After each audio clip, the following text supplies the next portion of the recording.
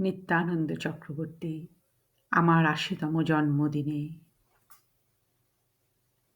কালের অনন্ত স্রোতে সূক্ষ্ম এক প্রাণকণা ভেসে ভেসে ঠেকেছিল এসে এক কিনারায়। অতীতের কোনো একদিন জীবনের দৈর্ঘ্য মাপা শুরু হলো সেদিন থেকে। সে হিসাবে আজ থেকে মোর ৮০টি বর্ষ শুরু হলো। আসলে কি তাই? তীরের দৈর্ঘ্য মেপে নদীর স্রোতের দৈর্ঘ্য কি মাপা যায়? মহাকাল মানে না তো তীরের দৈর্ঘ্যের মাপকাঠি। জীবন নদীর স্রোত বয়ে চলে অবিরাম সমুদ্রের পানে। সে সমুদ্র কত দূর কেউ নাহি জানে। দেহ নদী তীর, প্রাণ তার স্রোত। দেহ জীর্ণ হলে প্রাণ স্রোত পড়ে মোহনায়। সে মোহনা গন্তব্য সবার।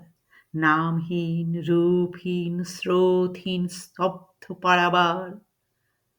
আজ এই ৮০ বৎসরে মনে হয় সে মোহনা বেশি দূরে নয়।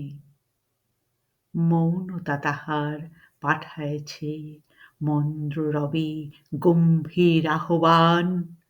মহামুগ্ধ নিত্যানন্দ, মোর বক্ষে হবে অবসান তোমার জীবন লীলার। আমি মহাকাল বহিব তোমারে, বৃথা করিও না ভয়। বারংবার যাওয়া আসা চিরন্তর জানিও নিশ্চয়।